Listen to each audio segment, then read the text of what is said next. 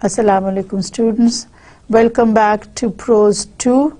This is your ENG503, and in this subject we have been doing quite a few writers. I have tried to introduce different forms of writing, and the first part of this module was devoted to the travelogue Gulliver's Travels by Jonathan Swift. What we're going to do today is something that we have been heading towards, and that is a Chekhovian short story. This is the second part of this module, and for those of you who were listening very carefully in the introduction to the short story, I pointed out that there are two prevalent forms of short story writing, and one is the event plot story and the other is the Chekhovian story. Anton Chekhov, you know, was a Russian writer, dramatist.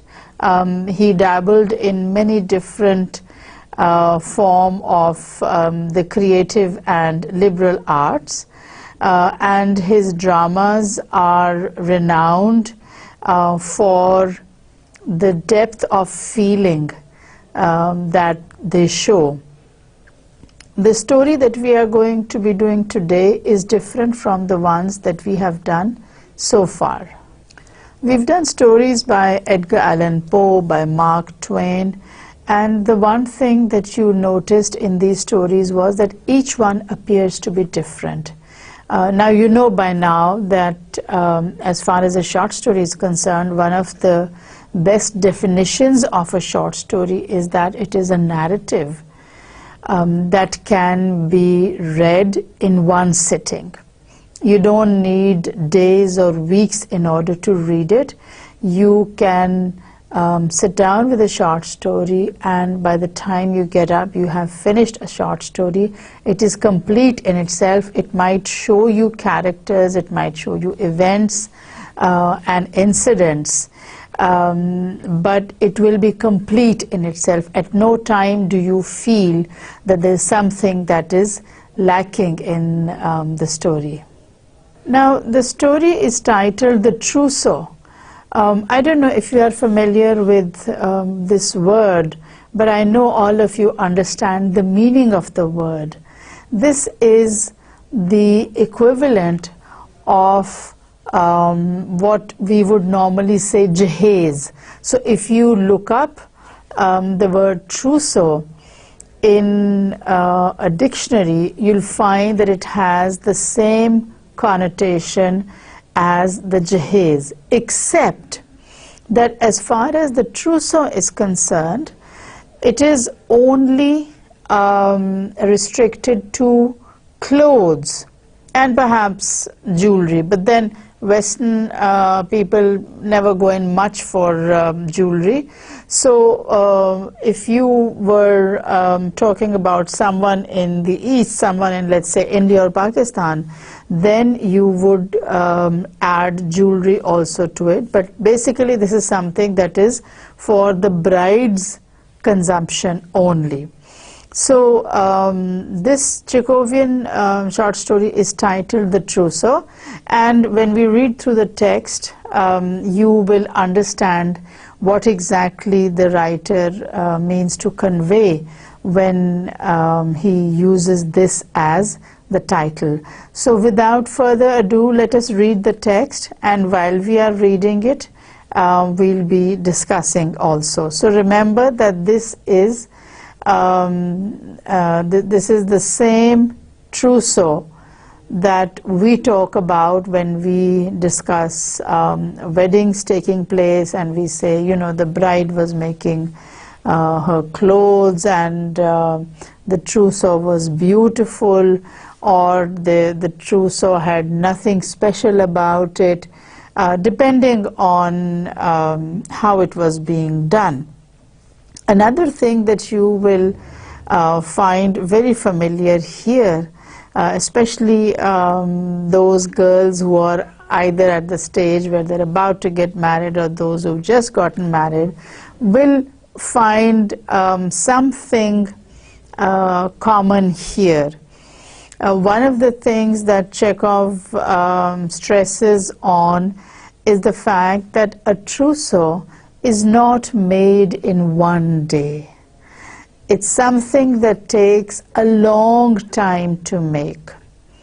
In the olden days, this was prepared, or preparation started for the trousseau when the girl was very small, almost at the time that the girl attained puberty or reached the age of 12 or 13. The mothers, the aunts, the grandmothers would start stitching clothes for the girl, with a view to not wearing them every day, but having them put away as part of her trousseau. So let's see what Chekhov has to say about the trousseau. He uses a narrator, he uses the first person, and he says, I've seen a great many houses in my town, little and big, new and old, built of stone and of wood, but of one house I have kept a very vivid memory.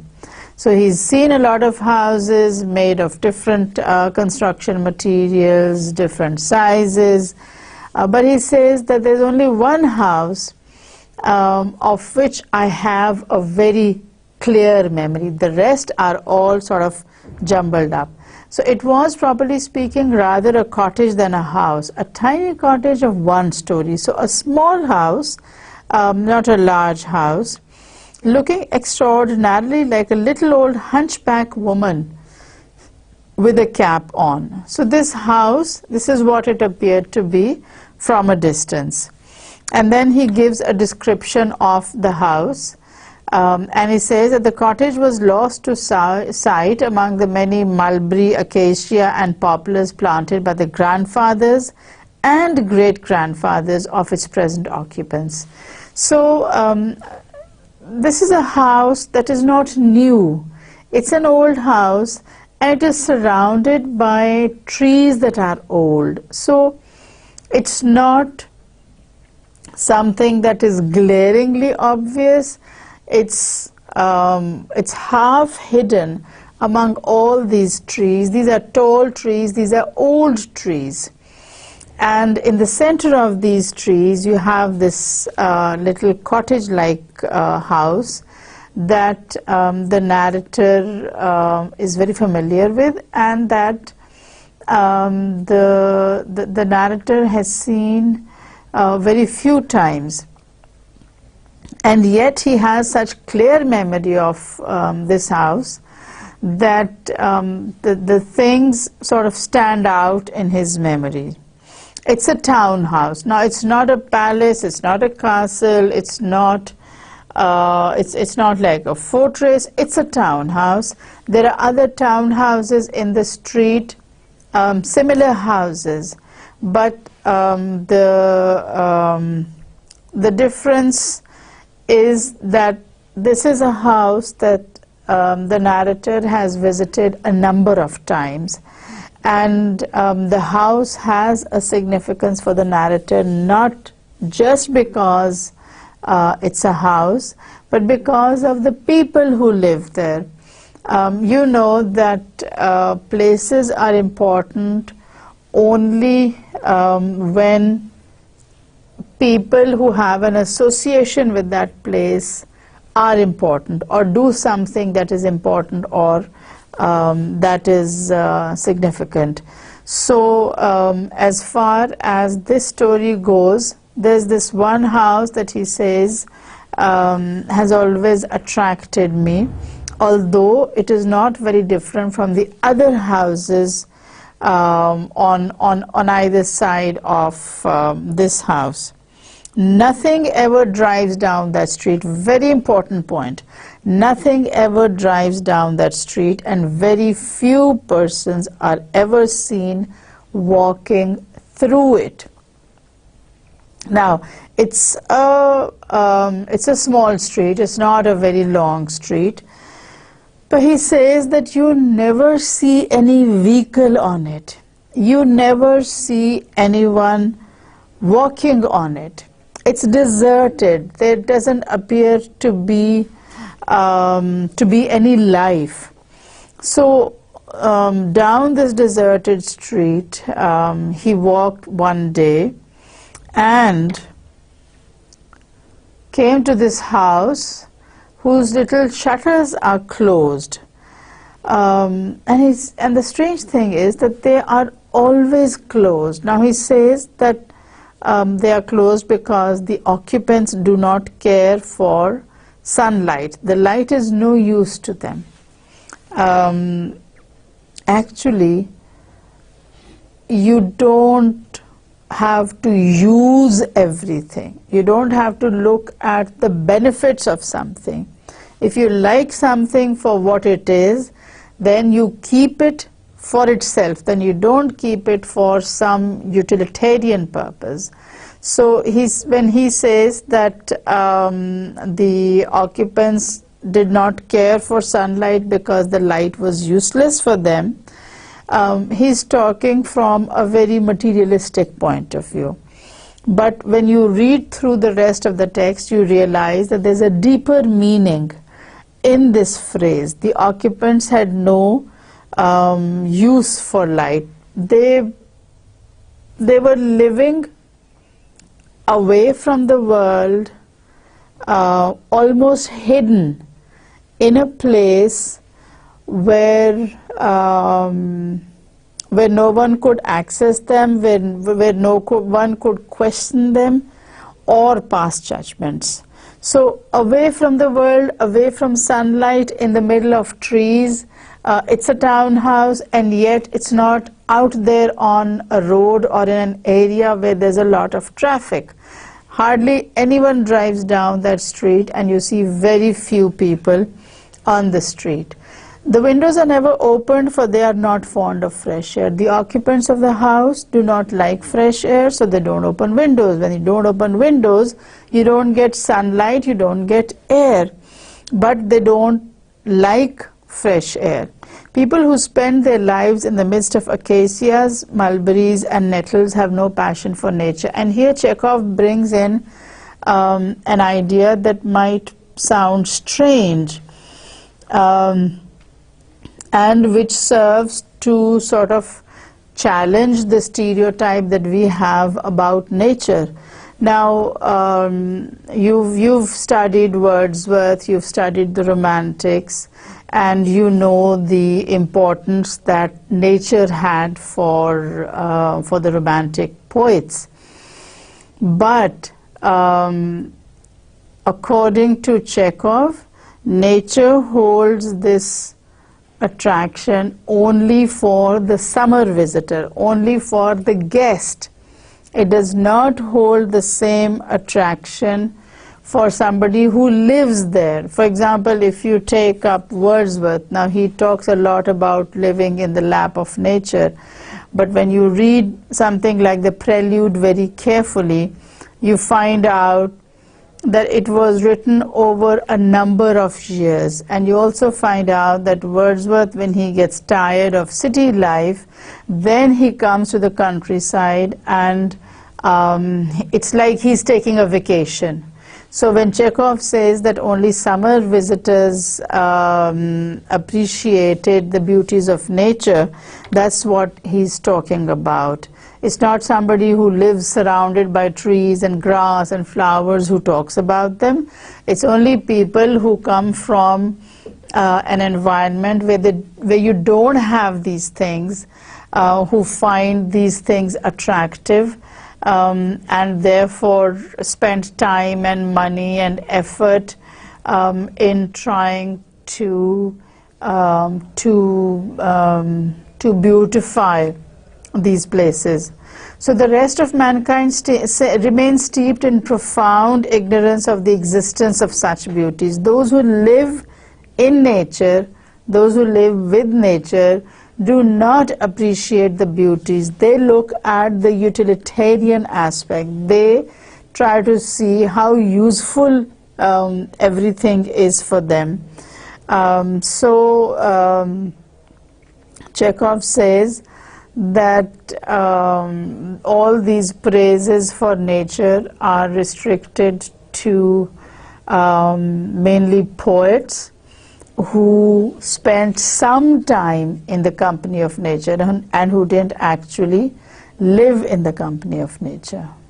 So he says people never prize what they have always had in abundance. What we have we do not treasure, and what's more we do not even love it. So he's talking about people who live in the company of nature and yet do not open their windows to get fresh air, do not go outside, do not walk outside and see what the grass is like or what flowers are in season, whether the sun is shining or not. They just don't care, and so they don't appreciate what they have. Now what he's talking about here is actually something that you might refer to as the basic ingratitude of human beings, and that is that when they are blessed with the wonders of nature, they do not appreciate it, and it's only those who are deprived of the company of nature, let's say people who live in the cities, who find a sort of yearning for nature, and who then want to go and spend time in the company of nature. Again, I'll give you the reference of Wordsworth. I'm sure you must have read Wordsworth's Prelude and his very famous poems.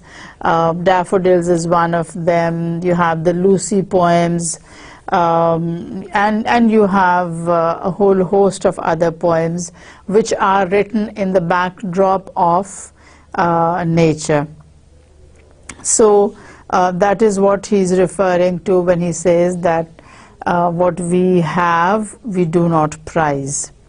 The little house stands in an earthly paradise of green trees with happy birds nesting in them, but inside, alas, in summer it is close and stifling within, in winter hot as a Turkish bath, not one breath of air, and the dreariness.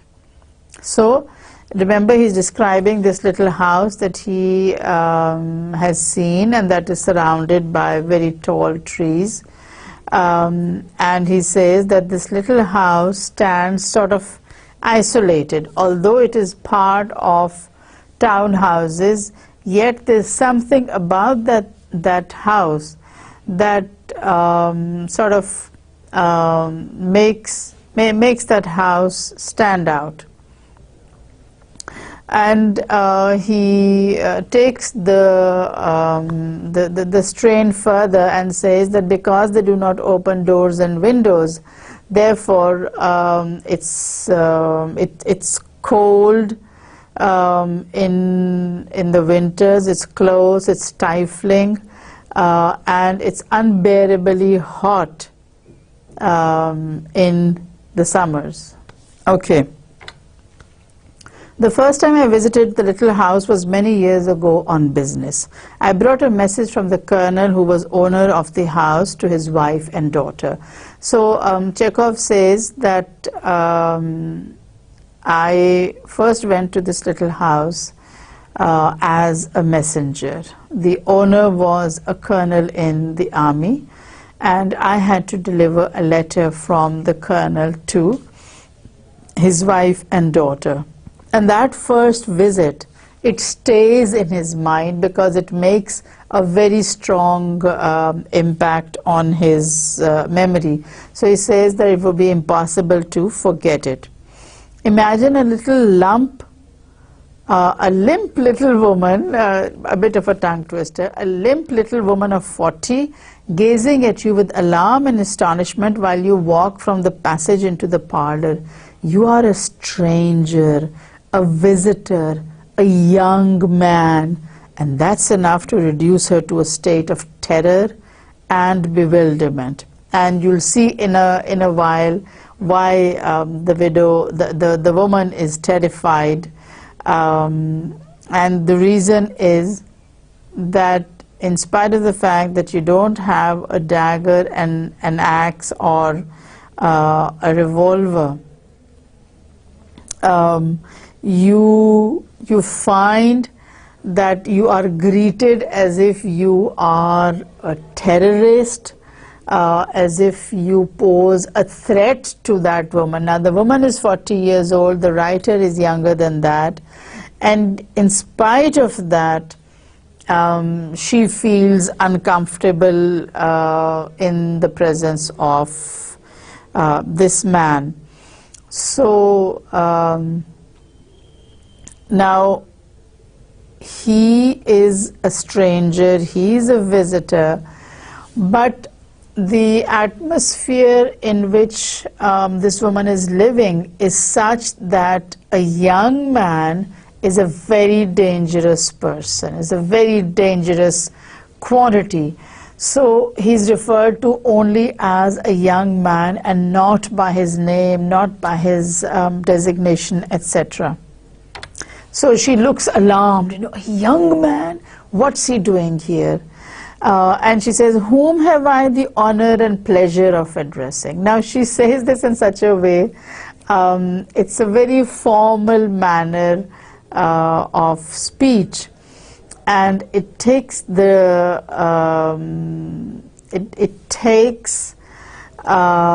the visitor some time to realize what she has said. So he introduces himself and he explains why he has why he's visiting her, and the alarm and the amazement that that had greeted him as a visitor changes to a shrill, joyful ack. And this act seems to reverberate within the whole house. And such is the atmosphere of the house that the narrator says that I could hear a variety of ack. And it's like the sound was echoing, it was bouncing back from one wall, going to another, bouncing back from there. So there was a lot of echo in the house. And this, of course, is a reference to the fact that there weren't many people in that house. There's just this mother and the daughter, the colonel's wife and his daughter.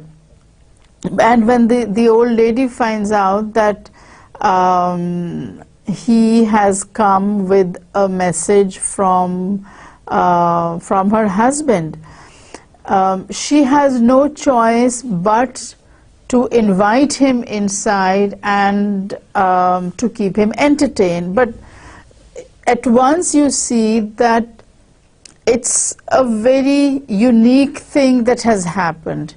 Young men, or for that matter young women, do not enter that house.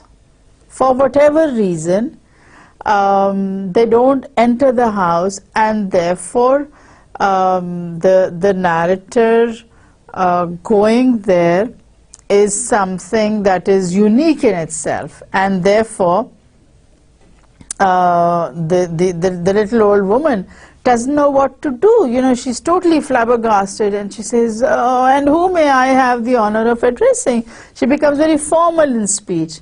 And so the young man explains the reason for his coming here. Now, the atmosphere of the whole house is such that not only is there no sunlight, no fresh air, but there is a smell of moth powder and of goatskin shoes.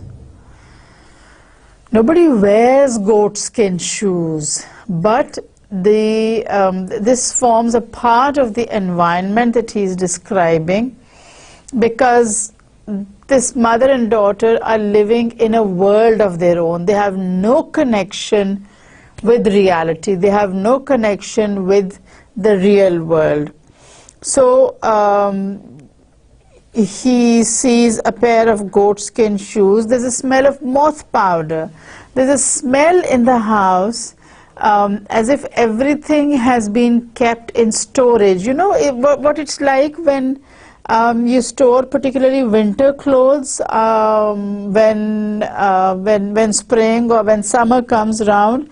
You take all these woolen clothes and you put them in a trunk and you place mothballs in the different layers so that the moths or the insects will not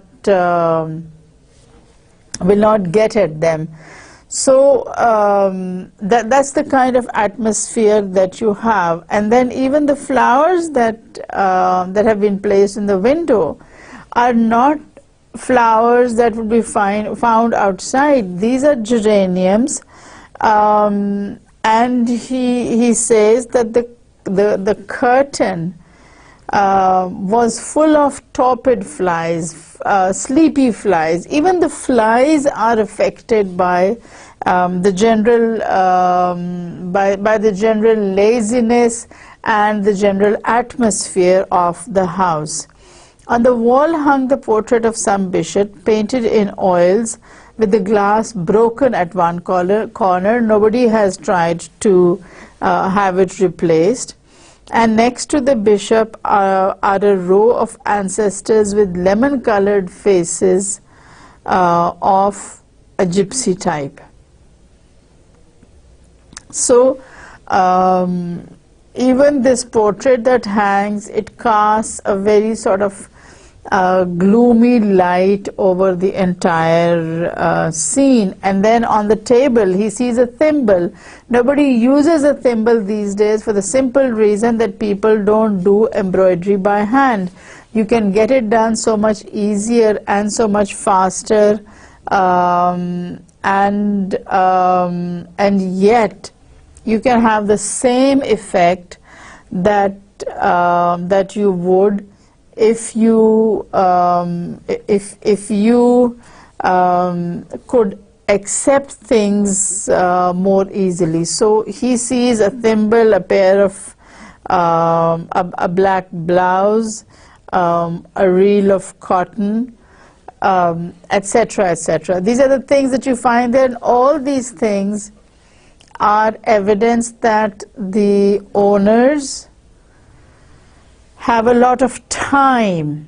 You stitch by hand only when you have a lot of time and not enough money to get it done by a machine. So in the room next to the one where he's made to sit, there is that sound of an act, and he finds two alarmed and fluttered old women picking up similar patterns and pieces of tailor's chalk from the floor. So the room adjoining it, there are these two women who are busy in making dresses. They're still at the cutting and sewing stage, so the tailor's chalk is very, very necessary for them. Now when the little old lady sees that he's looking around, she says, you know, you have to excuse us because we are a little untidy. And this untidiness refers to the fact that there are patterns of dresses spread all through the house. In the room next door also, the women are cutting out patterns, stitching them by hand, and this is all a part of the trousseau of the colonel's daughter. But we'll come to that in a little while. When the narrator sits down and the little lady starts talking with him, she overhears her daughter asking her a question in French, and the question you can see translated on your screen. It means, where is my tie, the one my father sent from Kursk? So this woman's daughter is asking her mother a question, and the mother says, it's impossible for me to get up and look for your tie right now because we have a visitor, and he's not well known to us, and so I cannot just leave him and go and see what you are doing. So she throws in these French phrases, and each time that she does, she looks at the narrator to say, as if to say that, you know, we can speak very good French. And this is an idea that that recurs in the writer's mind, because the woman is speaking French. It's not very good French, but the impression that the lady is trying to give is that, oh, you know, we've mastered something and we know it wonderfully well, so how good is our French, etc., etc. So she's very proud of the fact that she can speak French, and then and that they can then communicate with each other, the father and the daughter. So soon after this, the door opens and a tall, thin girl of 19 comes in. She's wearing a long muslin dress with a gilt belt on it. She comes in, she drops a curtsy, she goes red in the face. Her nose is already red, and she has marks of smallpox. So not a beautiful girl, not a beautiful woman, and yet because she is the lady's daughter, the colonel's daughter, therefore the lady introduces her to the narrator, and she does not refer to him by his name, but she just calls him a gentleman. And the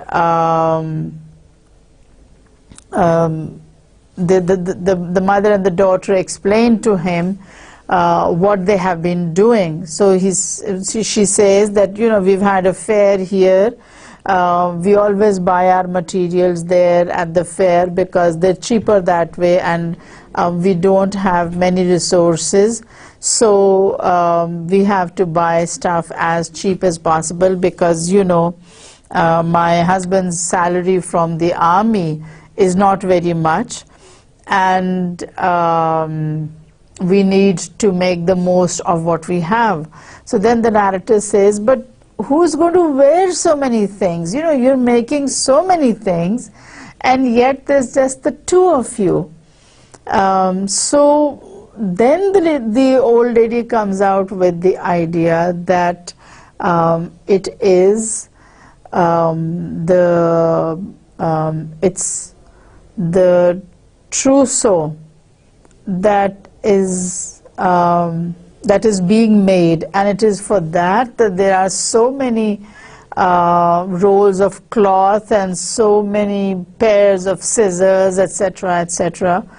Now when the mother says this, the little girl or the little woman blushes, and she says, why do you talk about a trousseau? You know, you talk about a trousseau when somebody is getting married.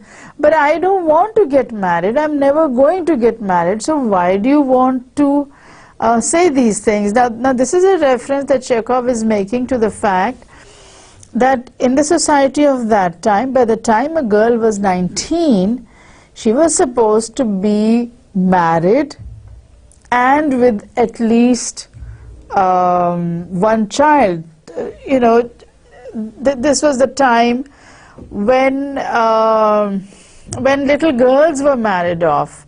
And that's again something that you will be able to associate with. You might have heard a grandmother saying, you know, I was 13 or I was 12 when I got married, and you start thinking, you know, what were these people thinking of?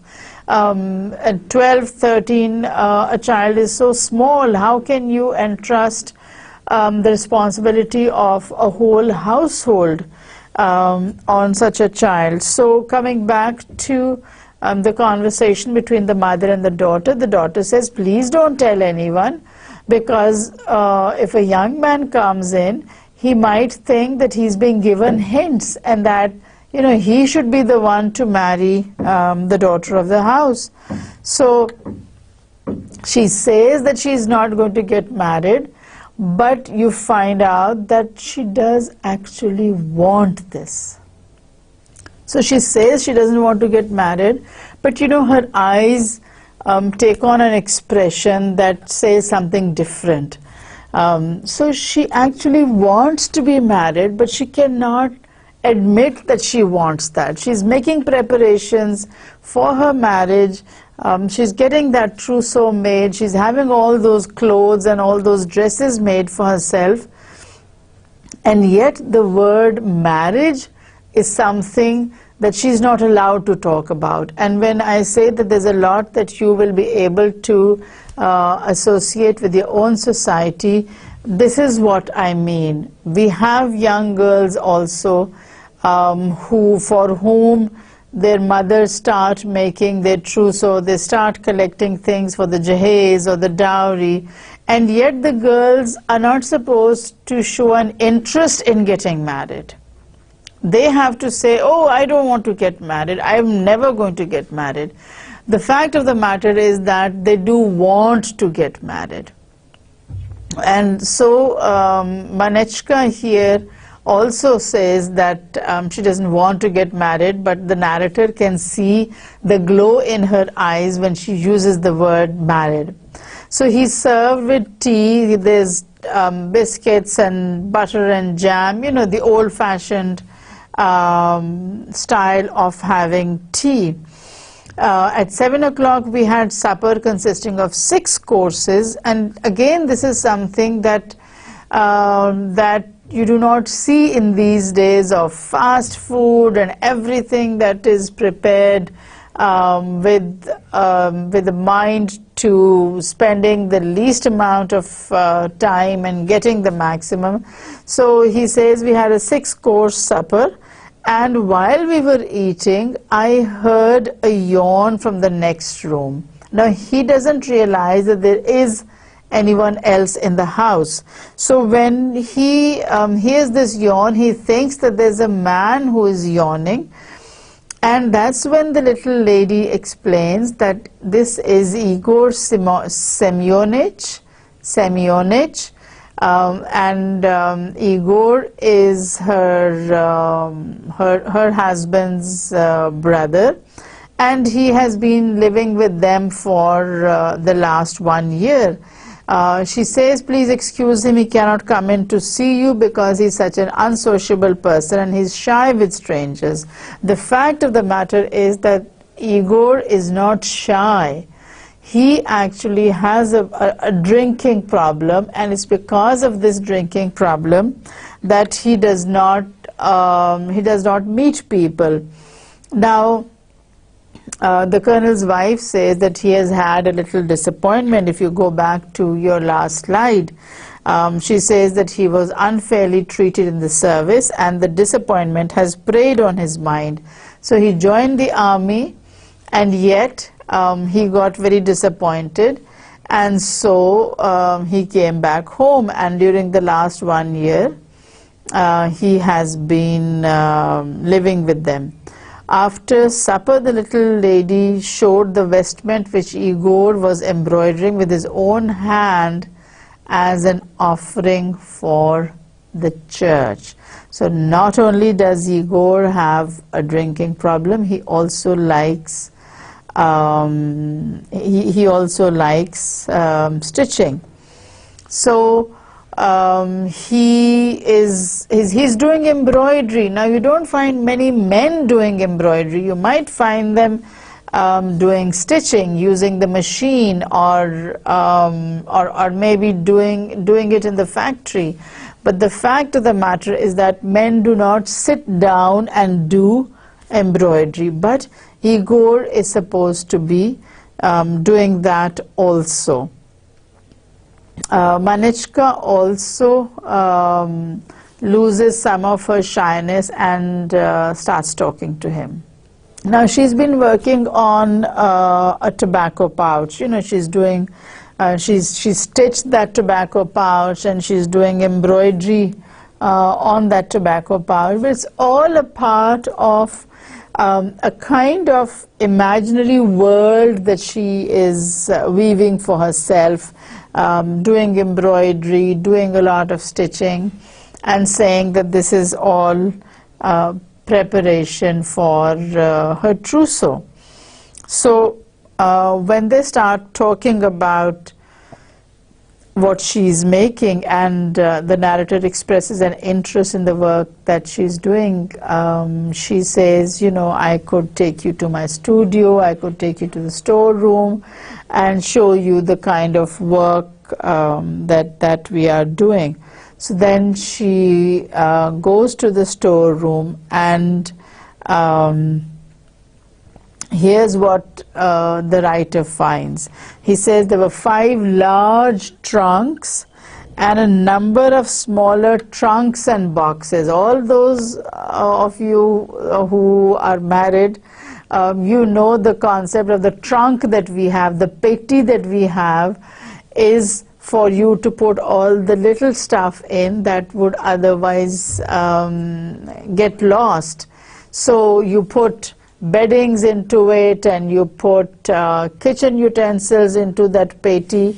So when the narrator accompanies Manichka to the storeroom, he finds 5 pettis.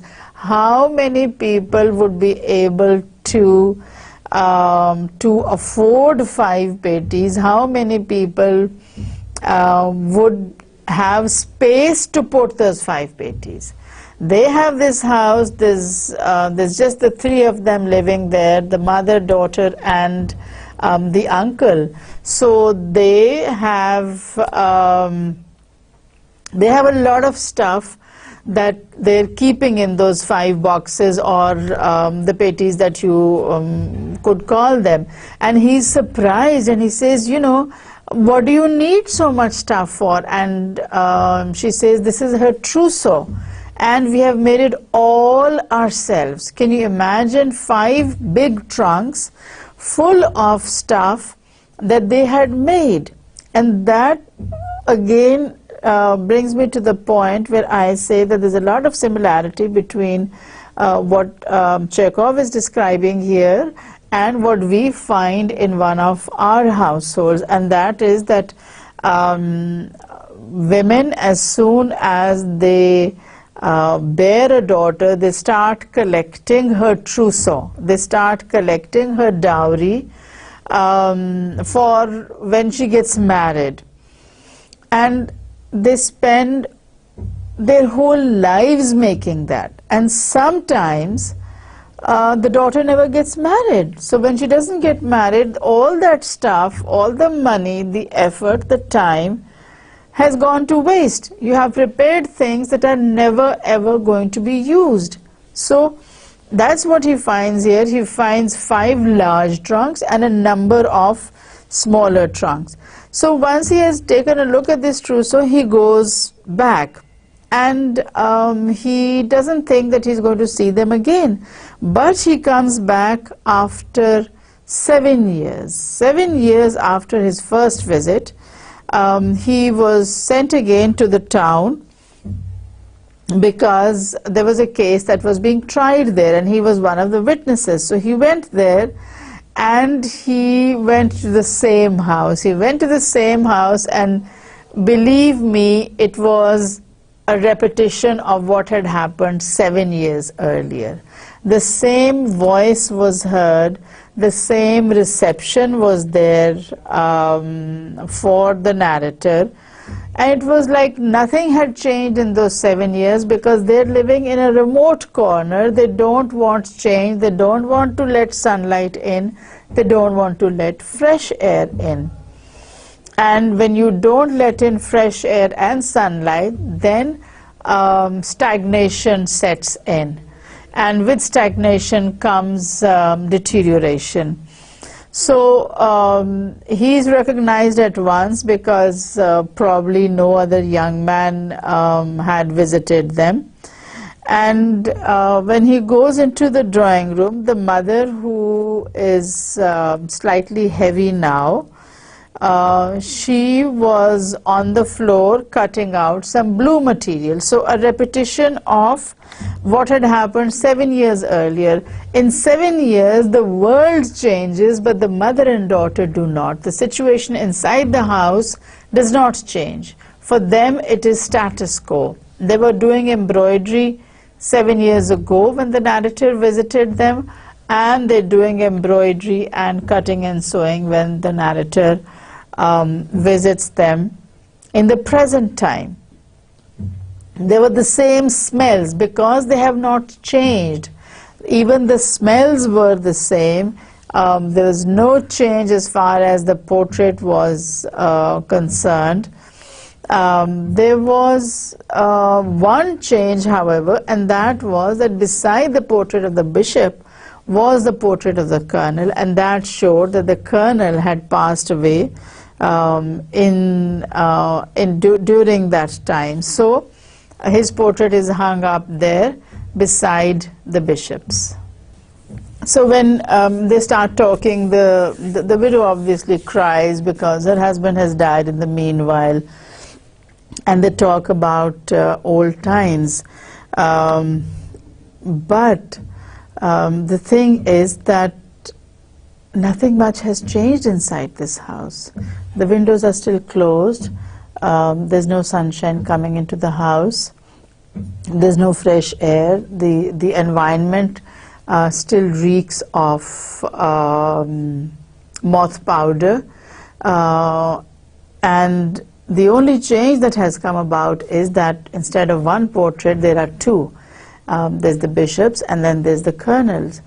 And while the little lady is talking and sharing her memories with the narrator, she mentions one thing which makes the narrator realize how far removed she is from reality.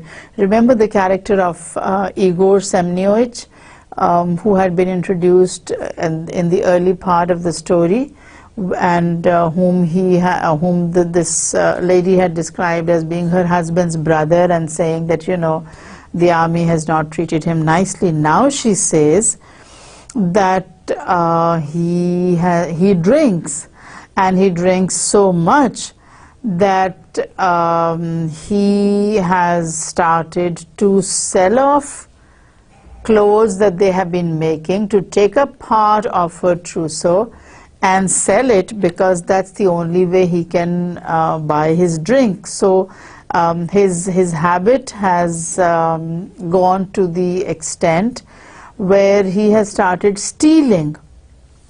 Still she defends him. Still she doesn't realize that not only is he an alcoholic, but he is also a thief. He is stealing from those who are showing him a favor by keeping him in that house. And yet this is how he repays her. So you have two impressions of Igor Semyonovich. One is that he is an alcoholic and a thief. The other is that he feels claustrophobic in this environment. He can't live outside, and the house has all windows and doors shut, and therefore his disappointment, it sort of does not let go of him, and he keeps on thinking about the same thing. So the same scenes are being repeated, to the extent that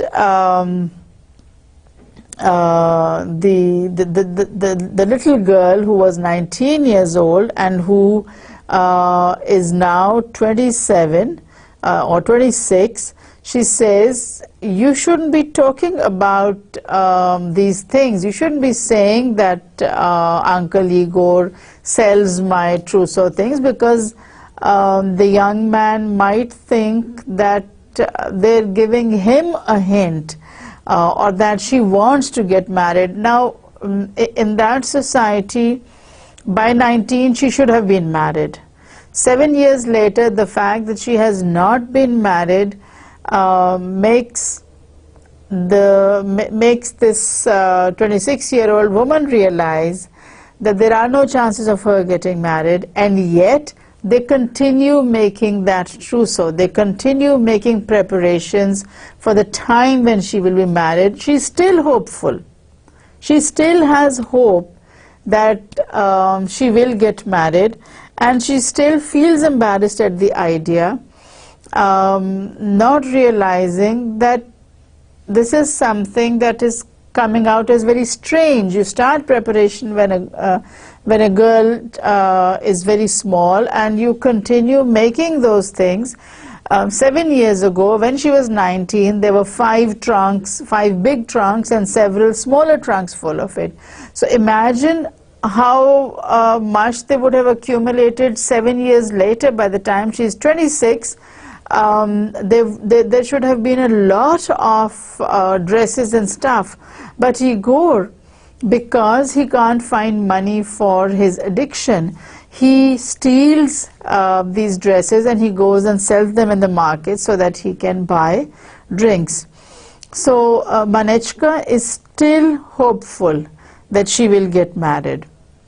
But the passage of time is shown in Igor, and the narrator says that he saw a little bald-headed figure in a brown coat and galoshes instead of boots.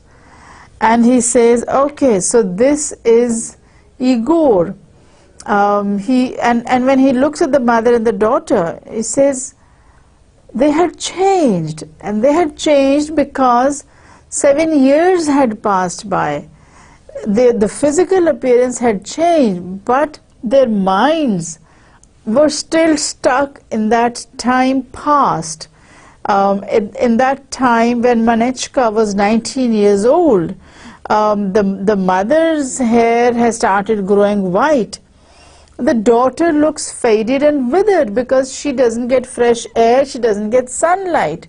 So a young girl who is confined in that household, she just fades. She fades and she is withered. It's like a flower that dries up. So the mother has some aim, because the mother still hopes that she'll get the daughter married off. The daughter is losing hope. She still has this very faint hope at the back of her mind that she might get married, but with the passage of time, that hope is fading. And what the little lady says is that she's planning to go to the marshal to complain about her brother-in-law stealing from their house. And what he's stealing is dresses. He's stealing part of Manechka's trousseau. What she doesn't realize is that Manechka may not get married, but she's sort of obsessed with Manechka's trousseau, and Manechka turns red, but she doesn't say anything. And the woman says, you know, we have to make all those things again. So she's still obsessed with the idea that she will get her daughter married off, and that she has to have a proper trousseau. Whether they have money or not does not make any difference. And that again is where we can have a parallel situation, because we have people who spend more than they have on the dowry or on the trousseau, because this is something that is the done thing, and because the neighbor is doing it, so they also have to do it. But the one point that the writer wants us to focus on is that between the first and the second meetings, there was a gap of 7 years. Between the second and the third meeting, there's a gap of 1 year. And when he walks into the same room, he sees the old lady, and she's dressed in heavy black. She's in deep, deep mourning. But he does not see Manechka. And the reason why he doesn't see Manechka is because Manechka is no more. Manechka is dead. He sees Igor. He sees the little lady. But he doesn't see Manechka. And the little lady greets him as if nothing has happened. She's wearing black, she's in deep mourning, but see what she says. She says, "I'm charmed to see you again, sir." So, you know, she says she's happy to see him. She shows him a blouse and she says, "When it's finished, I'll take it to the priest, because that's where I'm storing all the clothes.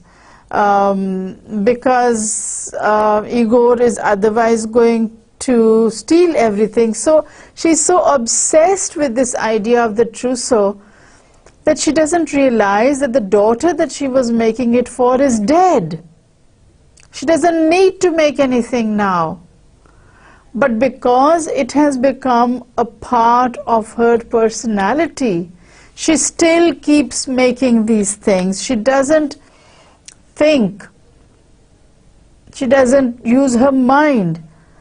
The narrator doesn't ask her where the daughter is, because he doesn't have the strength. He doesn't have the courage to do it. He can see it very clearly that she is in deep mourning, and that mourning can only be for her daughter.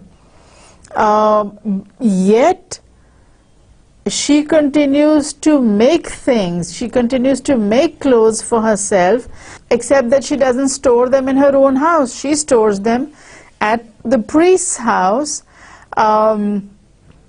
because otherwise Igor is going to steal them. So just to quickly run through the story again, the story is titled The Trousseau. It's by Anton Chekhov, and it's one of those stories where it's very difficult for one or more of the characters to come out of the past.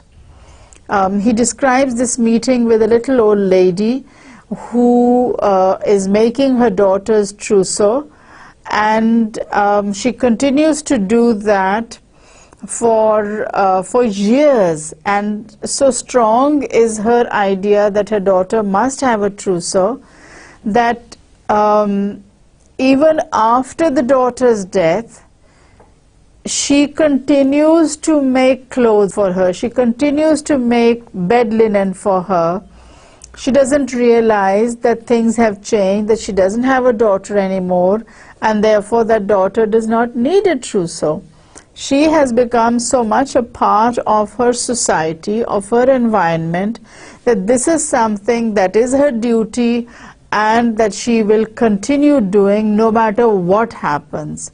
And during these 8 or so years, she grows old, her daughter grows old, the brother-in-law or the husband's brother who is living with them, he grows old, her husband dies, her daughter dies, and yet she has that fixation, she has that obsession that this is what a woman is supposed to do, and this is what she's going to continue doing no matter what happens. People may live or they may die, people may come or go, but she remains the same. Not only does she remain the same, but the atmosphere inside the house also remains the same. There's no fresh air, there's no change of ideas, there's no sunlight, there's no life. It's just existence, it's not living. she goes from day to day, but she has adopted a routine that's become her life. She cannot change herself even if she wants to. She's become stuck in that routine, and therefore she continues to practice that. Although her brother-in-law turns from an alcoholic, he turns into a thief, he turns into a person who's stealing from her in broad daylight, and yet she remains the same. So what Chekhov is trying to show is that she is still living in the past. Time has moved on. People have lived and they have died. But this old woman, she continues to live in the past. She continues to live in a world that is no longer real. For her, that world is real, and the one in which she has her bodily existence is not. Thank you for being very patient, and we'll meet again with another Chekhovian short story. Allah Hafiz.